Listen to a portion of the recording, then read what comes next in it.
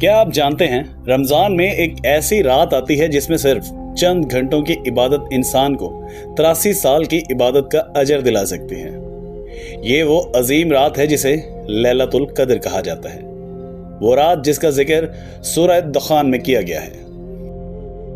رات کا وقت ہے، آسمان پر خاموشی چھائی ہوئی ہے، زمین پرسکون ہے، لوگ اپنے گھروں میں سو رہے ہیں، لیکن آسمانوں میں ایک عجیب سی ہلچل ہے۔ فرشتے زمین کی طرف اتر رہے ہیں، رحمتوں کے دروازے کھل چکے ہیں، دعائیں قبول ہو رہی ہیں۔ یہ کوئی عام رات نہیں، یہ وہ عظیم رات ہے جسے اللہ تعالیٰ نے لیلۃ القدر کا نام دیا ہے۔ یہ وہ رات ہے جس کے بارے میں اللہ تبارک و تعالیٰ نے قرآن مجید میں فرمایا، شب قدر 1000 مہینوں سے بہتر ہے۔ یعنی اگر کوئی انسان اس ایک رات میں سچے دل سے عبادت کر لے تو اسے 83 سال سے زیادہ عبادت کا اجر مل سکتا ہے۔ سوچئے، انسان کی پوری زندگی بھی شاید اتنی لمبی نہ ہو، لیکن اللہ تعالیٰ ایک رات میں اتنا اجر عطا کر دیتے ہیں۔ یہ اللہ تعالیٰ کی کتنی بڑی رحمت ہے۔ وہ رات جب قرآن پاک نازل ہوا، آج سے تقریباً 1400 سال پہلے مکہ کی ایک خاموش رات تھی۔ شہر سو رہا تھا، لیکن مکہ کے قریب ایک پہاڑ کی غار میں ایک عظیم انسان عبادت میں مصروف تھا۔ وہ عظیم انسان تھے رحمت دو عالم، شافی روز جزا، ساقی کوثر حضرت محمد مصطفیٰ صلی اللہ علیہ وآلہ وسلم۔ آپ اکثر مکہ کے قریب غار ہیرا میں جا کر تنہائی میں اللہ کی عبادت کیا کرتے تھے۔ اور پھر ایک رات ایک عظیم لمحہ آیا، آسمان سے ایک فرشتہ نازل ہوا۔ وہ کوئی عام فرشتہ نہیں تھا، بلکہ وہ تھے حضرت جبرائیل علیہ السلام۔ انہوں نے نبی کریم صلی اللہ علیہ وآلہ وسلم سے فرمایا، اقرا، یعنی پڑھیے۔ اسی لمحے قرآن مجید کی پہلی آیات نازل ہوئی، اور یوں انسانی تاریخ کا سب سے بڑا انقلاب شروع ہو گیا۔ یہ رات بھی شب قدر کی رات تھی۔ علماء کرام کے مطابق اس رات قرآن مجید کو لوح محفوظ سے آسمان سے دنیا پر نازل کیا گیا، اور پھر تقریباً 23 سال کے عرصے میں تھوڑا تھوڑا کر کے حضرت محمد صلی اللہ علیہ وسلم پر نازل ہوتا رہا۔ اس لیے یہ رات صرف عبادت کی رات نہیں، بلکہ قرآن سے تعلق مضبوط کرنے کی رات بھی ہے۔ ایک روایت میں آتا ہے کہ جب حضور اکرم صلی اللہ علیہ وسلم نے پہلی امتوں کی عبادت کے بارے میں سنا تو آپ کو اپنی امت کے بارے میں فکر ہوئی۔ پہلی امت کے لوگ سینکڑوں سال زندہ رہتے اور لمبی عبادت کرتے تھے، لیکن امت محمدیہ کی عمر عام طور پر 60 یا 70 سال ہوتی ہے۔ آپ نبی کریم صلی اللہ علیہ وسلم نے سوچا کہ میری امت ان کے برابر اجر کیسے حاصل کرے گی۔ اللہ تعالیٰ کو اپنے محبوب نبی کی یہ فکر پسند آئی، اور پھر اللہ تعالیٰ نے ایک ایسا تحفہ عطا کیا جس نے سب فرق ختم کر دیے۔ وہ تحفہ تھا شب قدر، ایک ایسی رات جس کی عبادت 1000 مہینوں سے بہتر ہے۔ قرآن مجید میں اللہ تعالیٰ فرماتے ہیں کہ اس رات فرشتے زمین پر نازل ہوتے ہیں۔ سوچئے، اس وقت جب ہم عبادت کر رہے ہوتے ہیں یا تلاوت کر رہے ہوتے ہیں، دعا مانگ رہے ہوتے ہیں، تو فرشتے ہمارے ارد گرد موجود ہوتے ہیں۔ وہ ہماری دعاؤں پر آمین کہتے ہیں، اور ان فرشتوں کے ساتھ آتے ہیں حضرت جبرائیل علیہ السلام بھی۔ یہی وجہ ہے کہ قرآن مجید میں فرمایا گیا، یہ رات سراسر سلامتی ہے فجر کے طلوع ہونے تک۔ یعنی اس پوری رات میں رحمت، سکون اور سلامتی پھیل جاتی ہے۔ نبی کریم صلی اللہ علیہ وسلم نے فرمایا کہ اسے رمضان کے آخری عشرے کی پاک راتوں میں تلاش کرو۔ یہ راتیں عام طور پر 21 رمضان، 23 رمضان، 25 رمضان، 27 رمضان اور 29 رمضان کی ہوتی ہیں۔ زیادہ تر علماء کے نزدیک 27ویں رمضان کو شب قدر ہونے کا زیادہ امکان ہے، لیکن یقینی طور پر کسی ایک رات کا تعین نہیں کیا گیا تاکہ مسلمان پورے آخری عشرے میں عبادت کریں۔ شاید یہ ہماری آخری شب قدر ہو۔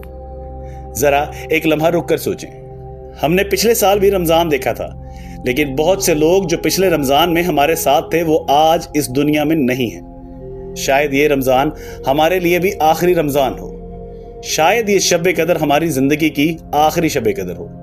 اگر ایسا ہے تو کیا ہمیں اسے عام راتوں کی طرح گزار دینا چاہیے، یا پھر ہمیں اس رات اللہ کے سامنے رو رو کر اپنی زندگی بدلنے کی کوشش کرنی چاہیے؟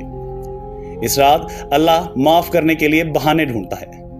ایک حدیث میں آتا ہے کہ اگر کوئی شخص شب قدر میں ایمان اور اخلاص کے ساتھ عبادت کرے تو اس کے پچھلے تمام گناہ معاف کر دیے جاتے ہیں۔ سوچئے، کتنے گناہ ہم نے زندگی میں کیے ہوں گے، کتنی نمازیں چھوڑی ہوں گی، کتنی غلطیاں کی ہیں، لیکن اللہ تعالیٰ ایک رات میں سب معاف کرنے کو تیار ہے، بس شرط یہ ہے کہ بندہ سچے دل سے اس کی طرف لوٹ آئے۔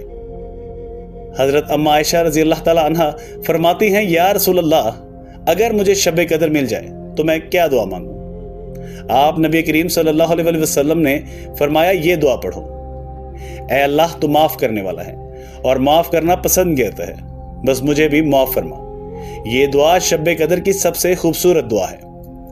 آج اگر اللہ تعالیٰ ہمیں دیکھ رہا ہو اور اگر فرشتے ہمارے اعمال لکھ رہے ہوں تو کیا ہم اس رات کو موبائل، سوشل میڈیا اور نیند میں گزاریں گے، یا پھر ہم اٹھ کر اللہ کے سامنے کھڑے ہوں گے اور کہیں گے، یا اللہ میں گنہگار ہوں لیکن میں تیری رحمت سے مایوس نہیں ہوں؟ بہت سے لوگ پوچھتے ہیں کہ کیا شب قدر کی کوئی علامت ہوتی ہے؟ جی ہاں، احادیث میں اس رات کی چند نشانیاں بیان کی گئی ہیں۔ حضور نبی کریم صلی اللہ علیہ وسلم نے فرمایا کہ شب قدر کی رات نہ زیادہ گرم ہوتی ہے اور نہ زیادہ سرد ہوتی ہے۔ رات میں ایک عجیب سا سکون ہوتا ہے، دلوں میں ایک عجیب سی راحت محسوس ہوتی ہے، اور سب سے مشہور نشانی اگلی صبح ظاہر ہوتی ہے۔ صبح جب سورج طلوع ہوتا ہے تو اس کی روشنی نرم ہوتی ہے اور اس کی شعاعیں تیز نہیں ہوتی۔ یہ اس بات کی علامت ہوتی ہے کہ رات فرشتوں کے نزول سے بھری ہوئی تھی۔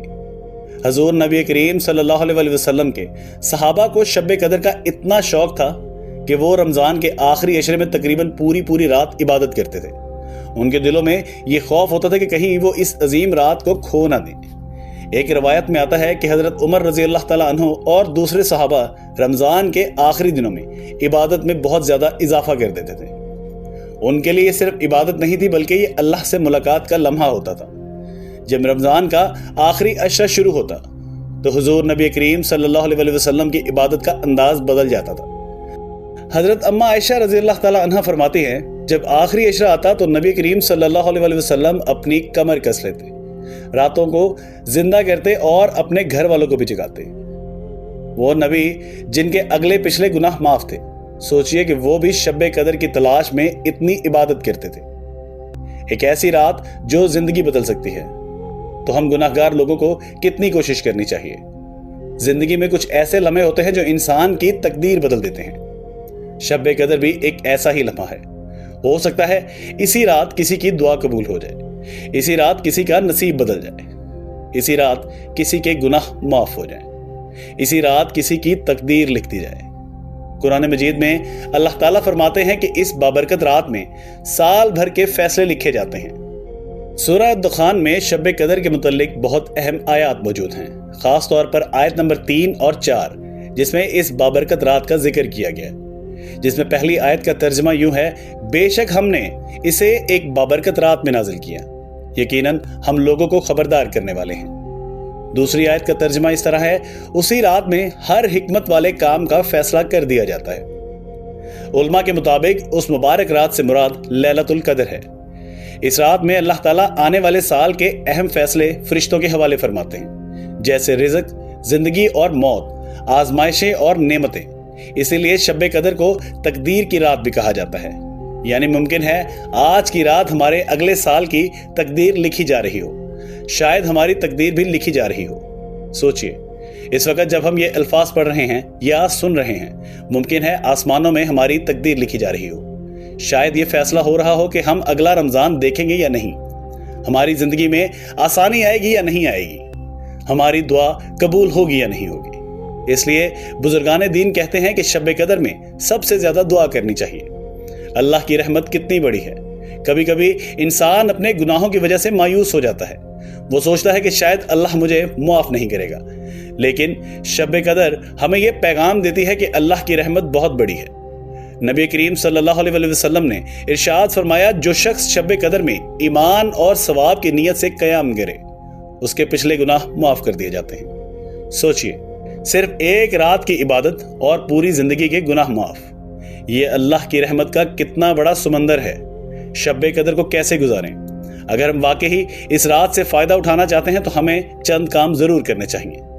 نفل نماز پڑھنا، قرآن مجید کی تلاوت کرنا، درود شریف پڑھنا، استغفار کرنا اور دل سے دعا مانگنا۔ لیکن سب سے اہم چیز یہ ہے کہ عبادت اخلاص کے ساتھ ہو۔ قیامت کے دن بہت سے لوگ ایسے ہوں گے جو حسرت سے کہیں گے، کاش ہم نے شب قدر کو ضائع نہ کیا ہوتا، کاش ہم اس رات جاگ جاتے، کاش ہم اللہ سے معافی مانگ لیتے، کاش ہم سجدے میں گر جاتے، لیکن اس وقت افسوس کا کوئی فائدہ نہیں ہوگا۔ اس لیے آج جب ہمارے پاس موقع ہے تو ہمیں اس رات کو ضائع نہیں کرنا چاہیے۔ آج اگر ہم سجدے میں جا کر صرف اتنا کہہ دیں کہ یا اللہ میں گنہگار ہوں لیکن مجھے اپنی رحمت سے محروم نہ کرنا، تو ممکن ہے کہ اللہ تعالیٰ اسی لمحے ہماری تقدیر بدل دے۔ اگر ہمیں شب قدر مل جائے تو ہمیں کوشش کرنی چاہیے کہ اس رات کو عبادت سے بھر دیں۔ نفل نماز شب قدر کی سب سے بڑی عبادت ہے۔ نبی کریم صلی اللہ علیہ وسلم نے ارشاد فرمایا، جو شخص ایمان اور ثواب کی نیت سے شب قدر میں قیام کرے اس کے پچھلے گناہ معاف کر دیے جاتے ہیں۔